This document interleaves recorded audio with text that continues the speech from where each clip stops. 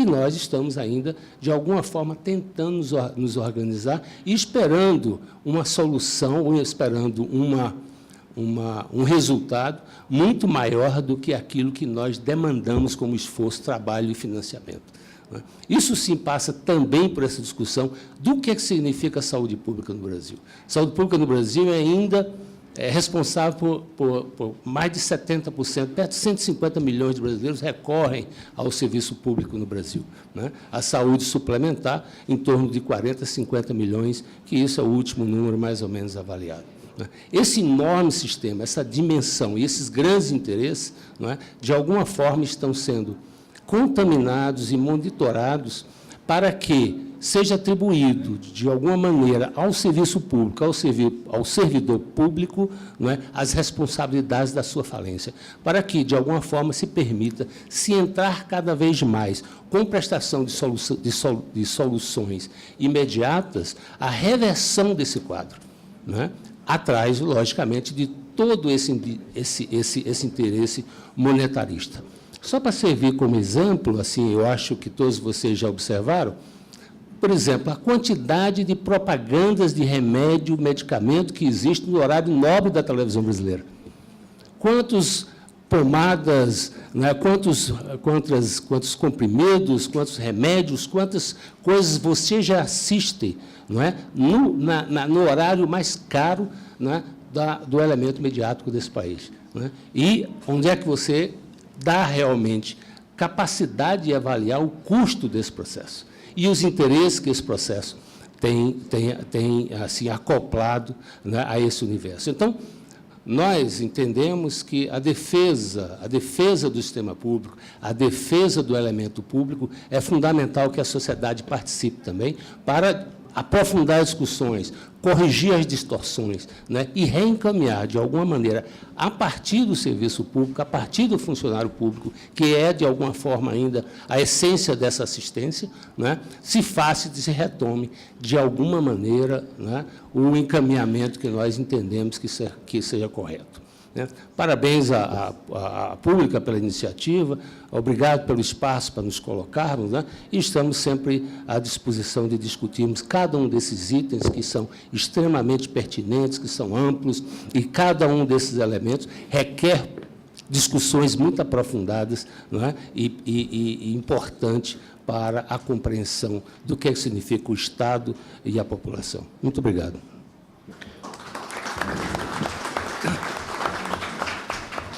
Muito obrigado, doutor Luciano. Gostaria de... Recebemos aqui na mesa o doutor Severino Cajazeiras, da Ordem dos Advogados do Brasil, seção DF. É um prazer recebê-lo também aqui na mesa. E já passo a bola para o Rodney Marques, que é auditor da Controladoria Geral da União e secretário-geral do Fórum das Carreiras Típicas de Estado. Por favor, prazer recebê-lo. Bom, boa tarde, Leonardo. Boa tarde, nosso presidente Nilton Paixão, os demais integrantes da mesa, senhoras e senhores. Vou ser bastante objetivo aí nas minhas ponderações sobre o tema e vou falar a partir de uma relativa experiência política e sindical, seja minha atuação lá no Sindicato dos Servidores da CGU, do Tesouro Nacional, ou mesmo na Secretaria-Geral do Fórum das Carreiras do Estado. Uma passadinha breve aí pela área acadêmica, em homenagem aos nossos professores aí, e dizer que, claro que o Estado é uma construção contínua, Nós temos aí, na nossa experiência do Ocidente, 2.400 anos pensando concepções de aperfeiçoar o Estado. Viemos lá de Platão, no seu político, na República, nas leis, e até Rawls, e pensando em formas, como se discutia na filosofia grega, de chegar a um grau de excelência naquela concepção. E é claro que entre idas e vindas, e aí vou dar um salto bastante grande aí nessa consideração, entre idas e vindas, acredito que nós evoluímos bastante, Evoluímos bastante. Em que pese estarmos vivendo hoje no Brasil uma grande crise, uma crise que não é só política, que não é só econômica, não é só fiscal. Eu acho que é uma crise moral, né? Em grande sentido, é uma crise moral, e acho assim que nós só não estamos vivendo o pior porque amadurecemos muito institucionalmente. Nós temos instituições fortes hoje no Brasil que seguram um pouco a onda, senão nós já tínhamos naufragado, né? E quem faz estas instituições somos nós, servidores públicos. É claro, com todos os problemas do serviço público, mas nós temos hoje um Ministério Público forte, atuante, temos um Tribunal de Contas da União forte, atuante, como o Newton referiu no início, né, emitindo seus pareceres do ponto de vista eminentemente técnico, sem influências políticas, né? Se temos uma Controladoria Geral da União fazendo seus trabalhos, ampliando aí a transparência, né, gerindo a LAI, Portal da Transparência, enfim, temos tantas instituições como a Polícia Federal, né, que mal ou bem faz o seu serviço e escancara os problemas que nós precisamos ver para tomar medidas saneadoras, né? Então, acho que sim, o Estado vem se aperfeiçoando, temos problemas, mas as instituições, principalmente aqui considerando os nossos problemas nacionais, né, elas têm dado respostas. E aqui eu vou entrar já bem diretamente no que eu acho que deve ser uma das missões da pública central do servidor, né? Trabalhar para a consolidação das instituições. Muito além disso que falava, né, claro, o Cavalcante, né, das questões corporativas que são importantes, né? Nós não vamos abandonar as questões corporativas, temos que nos preocupar com uma negociação coletiva, né? Na quarta-feira temos audiência pública no Senado para tratar da regulamentação da 151, que se arrasta há décadas e a gente não tem database, não tem negociação, então cada ano que tem que negociar salário é essa loucura que a gente está vendo nesse ano e já viu em anos anteriores. Ou seja, fazer uma mobilização imensa, causar prejuízo para a população para conseguir negociar salário. Temos que superar isso. Mas isso é importante, mas não é a única coisa. Se a gente ficar parado aí, nós nos tornamos autorreferentes, né? Então temos que ampliar um pouco o nosso espectro de ação. E aí entra a questão da consolidação, do fortalecimento, desse grau de excelência que as instituições precisam ter, né? Esse é um papel central que a pública tem que desempenhar, né? Articular os servidores, as entidades de classe para fazer, em determinados momentos, né, entrar em campo para fazer a defesa institucional. Você está, dois casos aqui bem recentes, né? Nós tivemos, há pouco tempo atrás, um senador apresentou uma emenda que causava prejuízos sensíveis ao trabalho do TCU, né? Ou seja, praticamente proibia o TCU de se manifestar em relação a obras públicas. Não poderia paralisar obras públicas, e se as paralisasse mais à frente fosse verificado algum grau de incorreção naquele trabalho técnico, penalizaria o auditor, pessoalmente, né? Então, isso aí é uma situação que inviabilizaria, né, a ação do Tribunal de Contas nessa questão das obras públicas. Houve uma articulação das entidades de classe, né? Newton Paixão entrou, né, pessoalmente aí nessa defesa, e conseguimos, né, felizmente, superar, né, e vencer essas ameaças. Tivemos recentemente uma ameaça de esfacelamento institucional da CGU, que inviabilizaria a sua atuação integrada, e precisamos, mais uma vez, entrar em campo, né? Uma forte articulação institucional, né? Estiveram participando desse movimento a própria pública, né? As entidades de classe do Ministério Público, da Polícia Federal, do Tribunal de Contas, enfim, apoio de 40 senadores, 185 deputados federais, 63 organismos internacionais, cobertura de 115 veículos de mídia, enfim, foi preciso mover o mundo todo para que nós conseguíssemos fazer a defesa institucional e saíssemos vitoriosos. Então, isso é um exemplo bem recente, assim, mas para mostrar a importância da articulação das entidades de classe do serviço público, não só em questões corporativas, que, repito, são importantes, mas em questões da instituição, né, da institucionalidade, e da defesa, em última análise, da cidadania, né? O nosso olhar tem que estar voltado para a sociedade, quem é quem nós temos que prestar contas. E aí entra a questão da transparência, né? A transparência, porque eu acho que não é nada mais legítimo do que a sociedade saiba quanto ela nos remunera e quanto de serviço ela pode esperar por esse valor que ela nos paga, né? Eu acho que essa consciência tem que aumentar ainda no serviço público. Nós precisamos saber quanto de serviço, e serviço de boa qualidade, precisa ser entregue para a população. Acho que esse tem que ser o nosso foco, e é uma das frentes, acredito, de atuação da pública. Um exemplo pequeno, assim, hoje a gente sabe que no país, né, tem estimativas que dão conta aí que 2/3 do PIB são desviados por conta da corrupção. 2/3 do PIB, isso aí daria o quê? Uns 120 bilhões por ano. Mas, mais do que isso, né, escoa pelo ralo em função da inexecução, da descontinuidade, da má execução de serviço, né? Muda um governo, né, descontinuam programas, enfim, tudo isso que a gente já está acostumado a ver, né? Então, aí também eu acho que a gente pode entrar, né? Pode entrar no sentido de aproveitar cada centavo arrecadado do contribuinte que seja bem aplicado nos serviços públicos que podem atenuar um pouco as nossas já históricas mazelas sociais. Mas, então, eu encerro por aqui dizendo que acho que a gente tem um horizonte grande aí para trilhar. Obrigado. Obrigado, Arley. Como vocês estão vendo, o debate está... Acho que é esse o debate que as pessoas estão se propusendo, estão topando tomarem aqui. Eu queria passar uma palavra, doutor Severino. Eu acho que a OAB é um bom exemplo também de uma entidade que trabalha não só voltada internamente para os advogados, mas também faz determinadas lutas e determinadas campanhas que envolvem a sociedade. Eu acho que é um bom exemplo para o serviço público, e queria que o senhor desse uma palavra para a gente, a partir da experiência da OAB.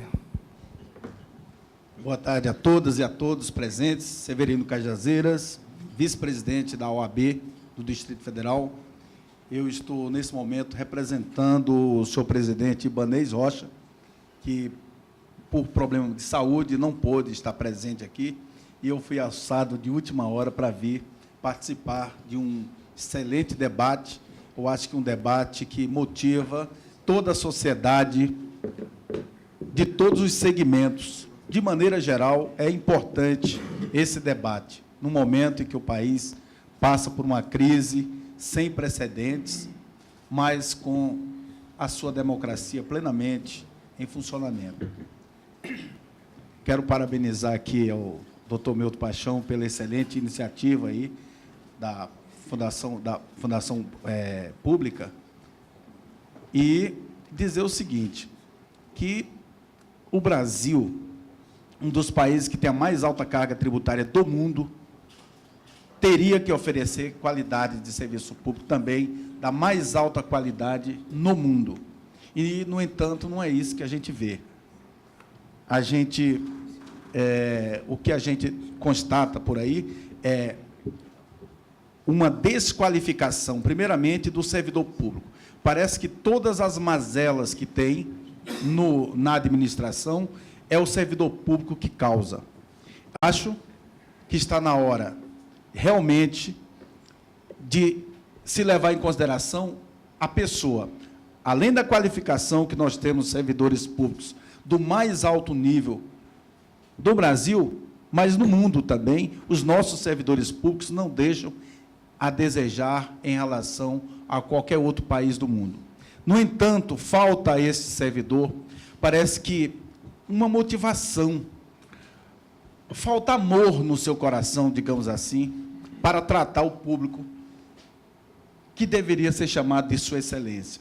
Se tem alguém que deveria ser chamado de Sua Excelência, Vossa Excelência, era o senhor contribuinte, porque é ele que custeia os serviços públicos.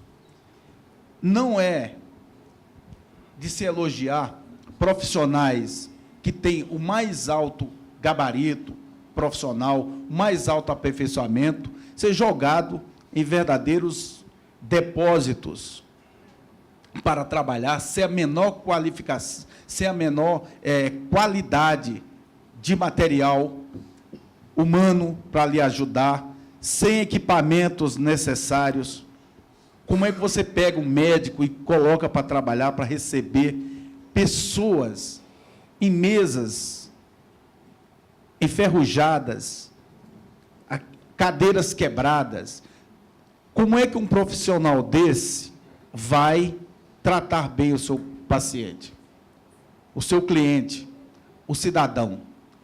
Logicamente que nós não estamos falando apenas da falta de material, nós estamos também falando da falta de ser humano. Parece que essas pessoas que não têm o retorno do Estado para com ele, trata o cidadão como se fosse ele o responsável por aquelas péssimas condições de trabalho, pelos baixos salários que recebem. Às vezes, o paciente vai a um hospital e o remédio que ele procura, às vezes, é só atenção. Às vezes, é só um pouco de afeto, de carinho, de respeito àquela pessoa que já ficou 4, 5 horas. E se tem uma coisa que eu não gosto, é de chamar o contribuinte de paciente. A pessoa que vai a um hospital público, ser chamado de paciente. Acho que paciência tem limite. E já está na hora do Estado brasileiro, da sociedade, buscar tratar o cidadão, o contribuinte, com mais respeito. E digo isso, não é da parte do servidor público, não. É da parte da instituição, Estado, da organização, Estado. Então, tem um concurso público que se submete aos mais rigorosos processos de seleção, e aí chega o servidor, é colocado, às vezes, para trabalhar, sem as menores condições, sem um treinamento adequado àquele público específico que é destinado ao seu trabalho. Quando falo também, às vezes a gente fala de serviço público, pensa que é só mesmo saúde, mas a educação também. Como é que você pode querer que professores, que servidores de escolas públicas deem um tratamento adequado ao seu alunado, à sociedade, em péssimas condições de trabalho? Ainda tem escola nesse país que não tem computador, que ele não tem acesso às redes de computador. Como é que um professor, em pleno século XXI, irá oferecer serviços à altura do cidadão, educação com qualidade? Falo também do transporte público, que muitos de nós aqui talvez nem usemos transporte público. Como é que você vai colocar e oferecer um serviço público de qualidade de transporte, se um secretário de saúde de transporte, às vezes, nunca andou de ônibus, não sabe o que é levantar de madrugada e ficar 2, 3 horas esperando um transporte, uma conexão de uma linha com a outra que não vem?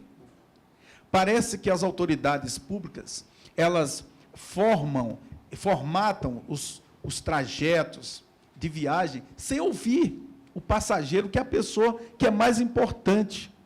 Talvez, doutor Milton Paixão, falte isso, e esse debate promove, possibilita que isso aconteça, que o Estado brasileiro traga a sociedade, como Vossa Excelência está fazendo aqui, trazendo a sociedade ao debate, para poder discutir o que de fato é melhor. Vamos sair dos gabinetes com ar-condicionado para debater os grandes problemas nacionais de saúde, educação, segurança e transporte, que talvez sejam aqueles que mais afetam a população de maneira geral.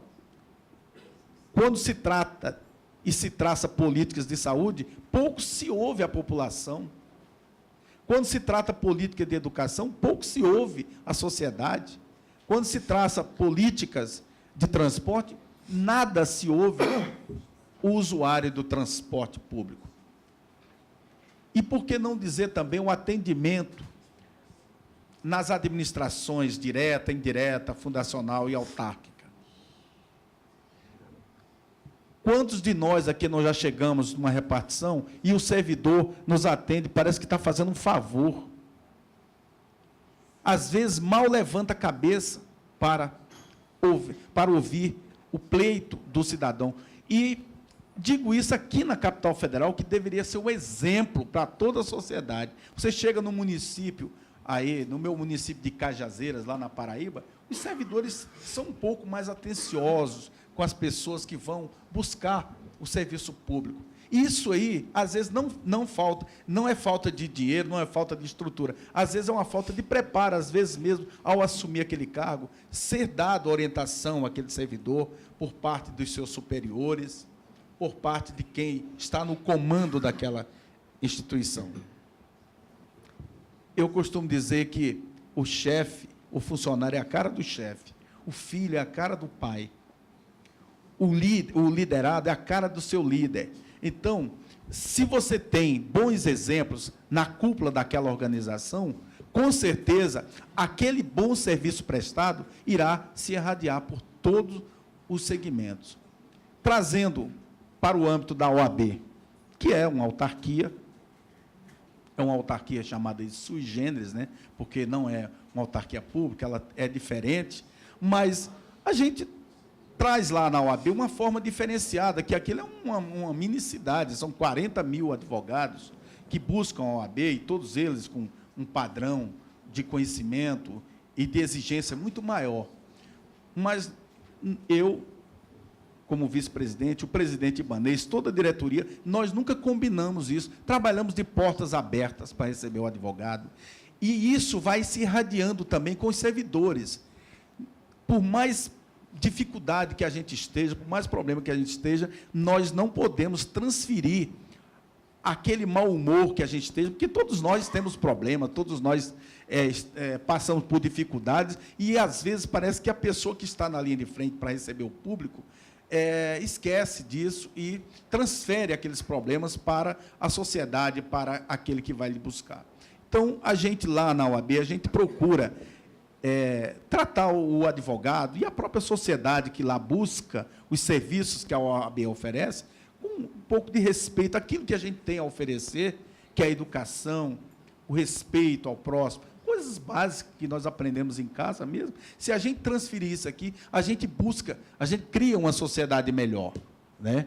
Aquela ideia da educação no trânsito, né? A gentileza gera gentileza, a gente pode trazer também para a administração pública. A educação gera educação, né? Às vezes você chega numa repartição pública e está lá assim, tratar mal o servidor, desacato, pena de tanto a tantos anos. Está aí, tratar mal o cidadão, pena de quanto a quantos anos deveria ter? Desrespeitar os direitos mínimos e básicos da sociedade. A pena deveria ser de quanto? Então, eu acho que está na hora de uma reciprocidade, de mais amor, de mais carinho, de mais atenção com a sociedade, essa sociedade que clama de alguém por dar uma palavra de conforto, de segurança, de tranquilidade. Isso talvez venha pacificar um pouco essas relações entre sociedade, Estado, democracia, política, porque, normalmente, quando você é maltratado no serviço público, se reflete no prefeito, no governador, no presidente, no diretor, no ministro, na autoridade máxima daquele órgão. E, às vezes, se isso for conversado, for passado a ele, essa tranquilidade, essa maneira de tratar bem a sociedade, isso aí irá melhorar muito essas relações e o respeito que a sociedade deve ter com o Estado e com o Estado democrático de direito, e, por que não dizer, com os serviços públicos.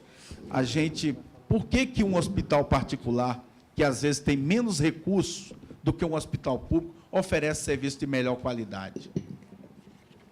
Por que você vai num hospital particular? Por que você paga um plano de saúde caríssimo e vai naquele hospital, se você for verificar o que você paga também de contribuição previdenciária, chega a um plano de saúde também. Se você olhar no seu contra-cheque, é mais ou menos a mensalidade de um plano de saúde também. E por que você não tem esse mesmo tratamento quando você se dirige aos órgãos do INSS, quando você se dirige a um hospital público? Então, talvez isso aqui, para uma reflexão boa, e não é falta de qualificação que nós temos, como eu disse no início, do nosso servidor público, nós temos os melhores, graças a Deus, os mais bem preparados, os concursos mais rígidos, mais exigentes, são os nossos aqui no Brasil, principalmente aqui em Brasília.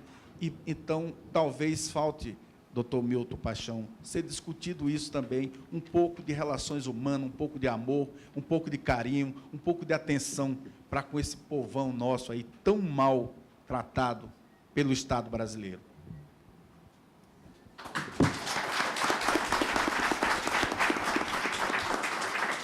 Bem, eu passo a palavra ao presidente antes que a gente abra para os debates. Muito obrigado.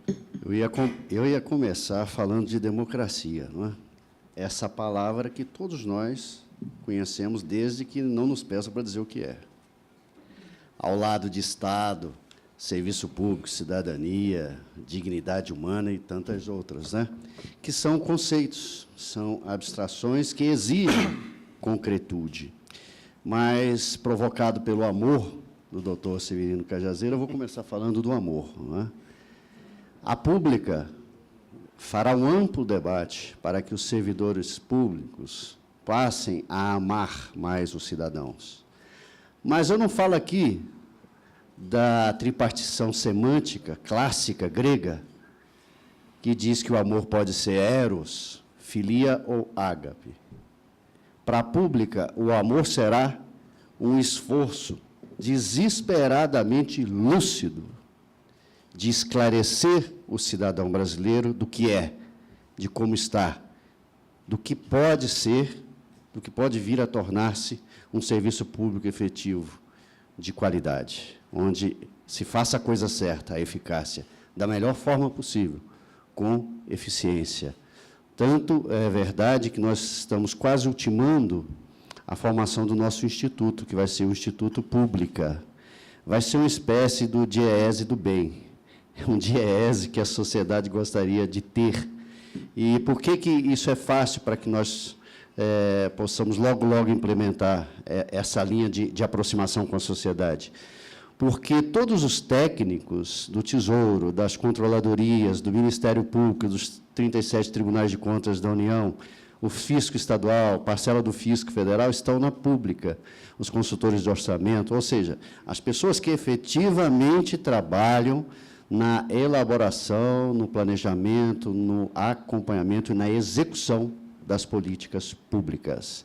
E como muito bem foi colocado aqui pela professora doutora Giovana, há muitas boas soluções que não conseguem sair do papel, porque, lamentavelmente, teremos que fazer um outro grande debate, que é o processo lamentável das últimas décadas de aparelhamento ideológico partidário da estrutura burocrática do serviço público desse país.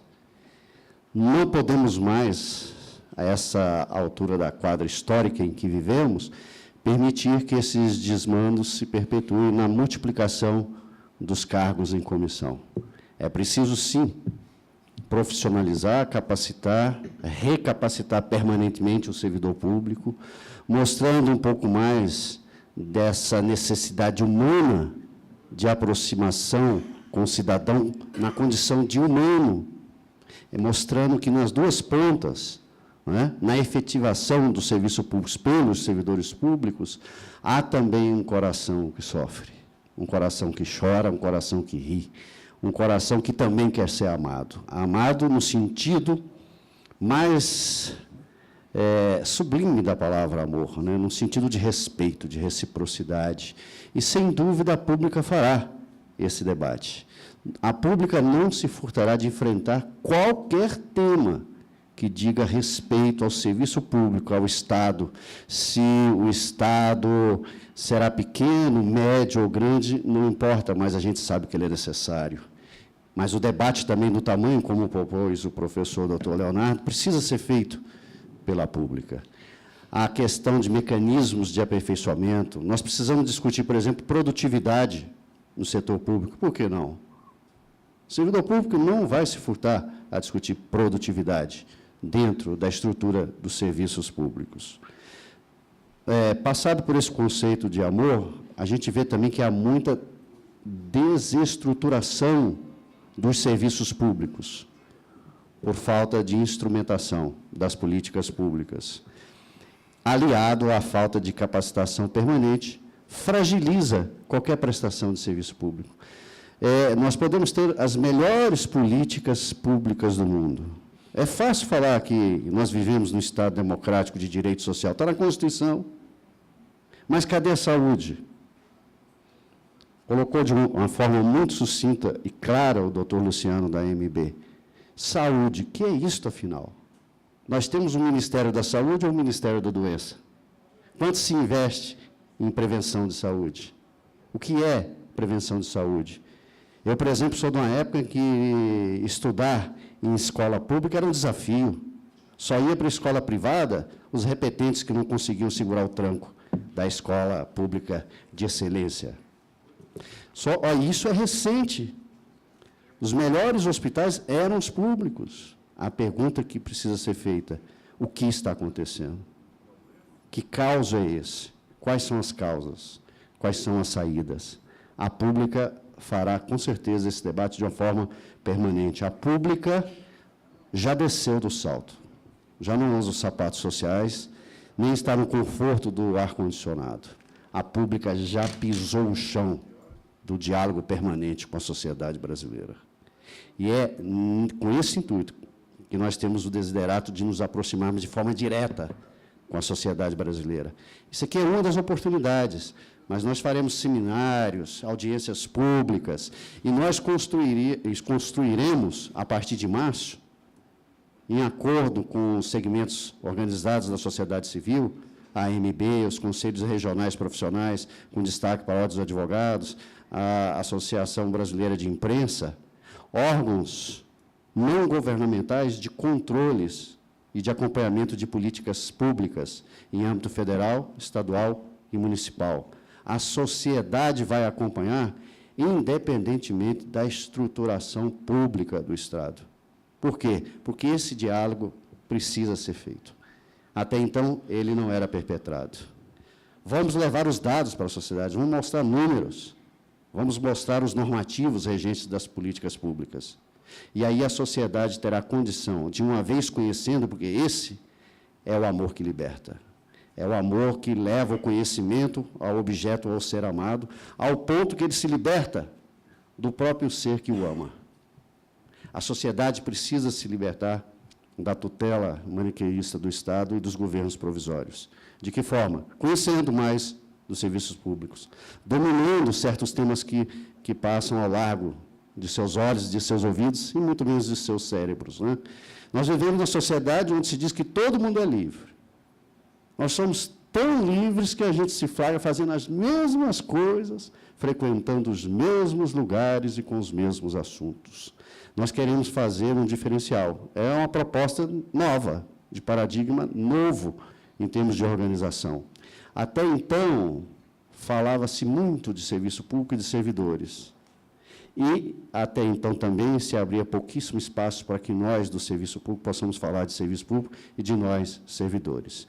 Agora, uma mudança nesse país só será possível com essa aproximação que vai gerar uma união qualitativa, uma união que terá o interesse de fazer desse chão um novo país.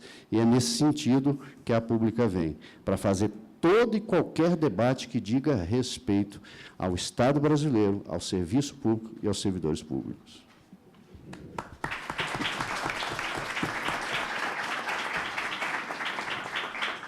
Bem, obrigado, presidente. A gente agora vai abrir para as perguntas, que eu acho que é a parte mais interessante aqui do debate. E, enquanto as pessoas levantam a mão para perguntar, eu vou fazer uma pergunta para o professor Leonardo, puxando um pouco brasa para a minha sardinha aqui, e voltando a citar a entrevista de ontem do ministro Luiz Roberto Barroso. Em determinado momento, ele disse que o Estado não cabe mais na sociedade. Ele falava o quê? Ele falava pela dificuldade dos governadores, principalmente, em não conseguir gerir o Estado, pagar servidores. E eu acho que essa reflexão é um pouco essa frase do Estado não cabe mais na sociedade, é um pouco do que a gente tem essa reflexão aqui. É fato, não é? Como a gente pode fazer para que, de fato, o Estado caiba ou volte a caber na sociedade?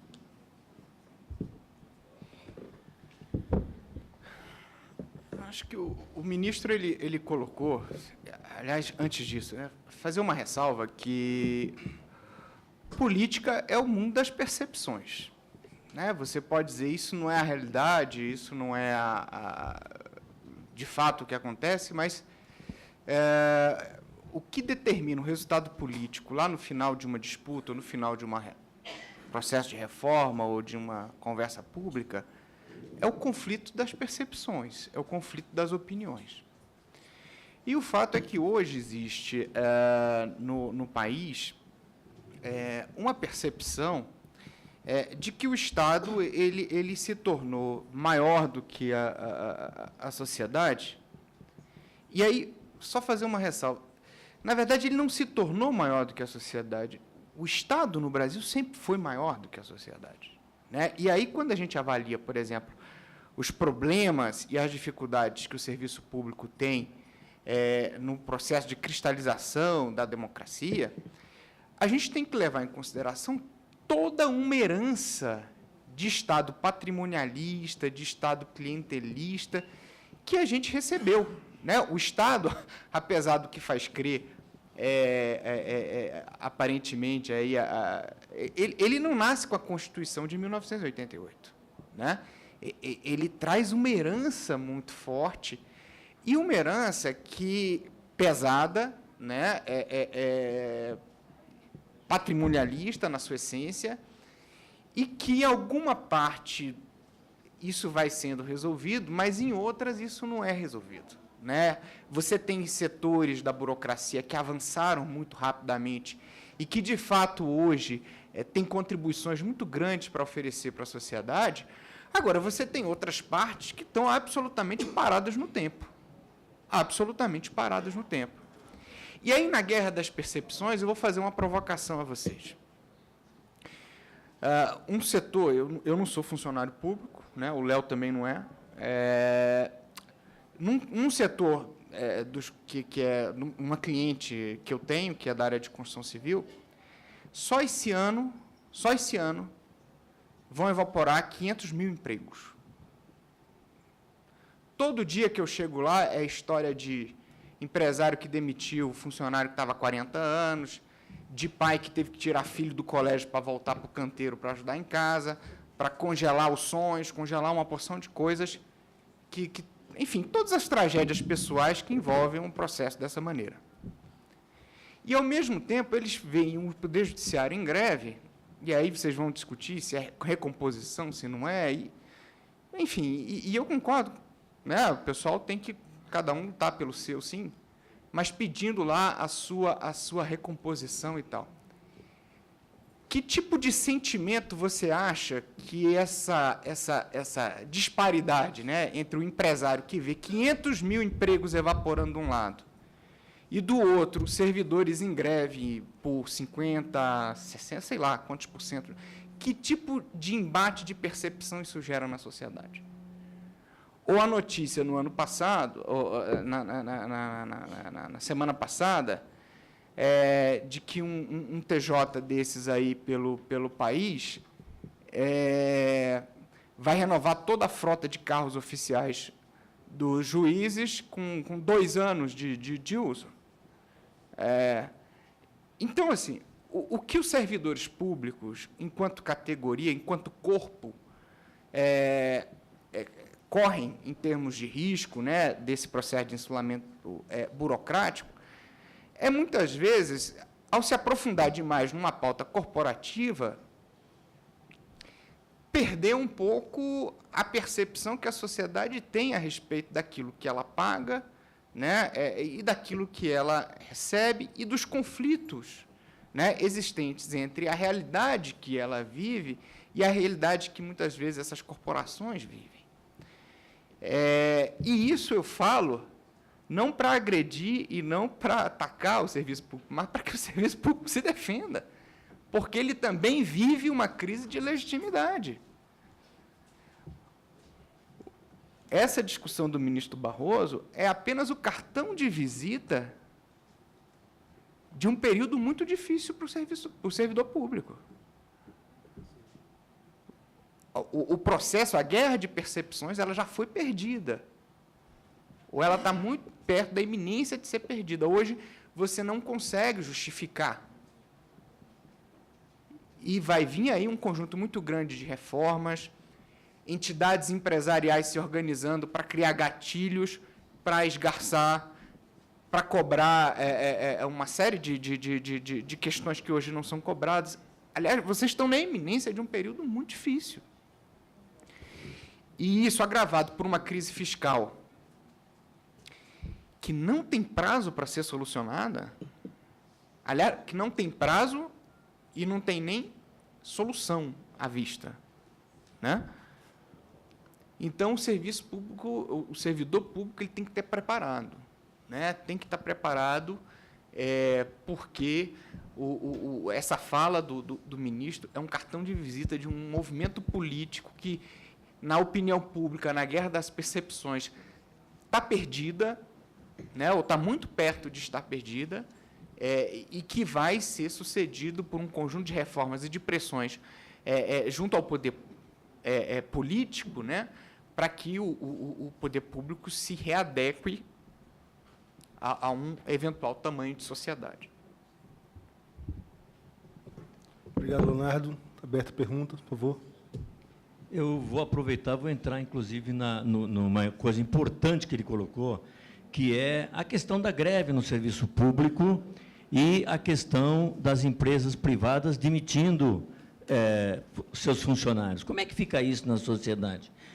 O que pensa o servidor público nesse momento? Eu sou do Judiciário do Estado de São Paulo, Associação de Base dos Servidores do Judiciário, Nacional dos Servidores do Judiciário, e nós fizemos uma greve em São Paulo que durou 128 dias. E olha como essa greve foi importante para a democracia. Custou para a Globo e demais TVs e jornais perceberem o que estava acontecendo. Perceberem que a nossa greve não era somente uma questão de salários, porque não estávamos nem pedindo aumento, mas recomposição mesmo, aquilo que está no 3710 da Constituição. Só isso. Mas conseguimos mostrar que em muitos cartórios do Estado de São Paulo, a cadeira onde o servidor sentava era uma pilha de processos. Computadores que os servidores utilizavam eram computadores que ele comprou e levou para o fórum. Tanto que, no meio da greve, a imprensa percebeu, porque nós começamos a tirar dos fóruns, com nota fiscal, aquilo que era comprado pelo servidor. Então, você veja, não era só uma questão salarial, era uma questão realmente de entender o que era um Estado em que o servidor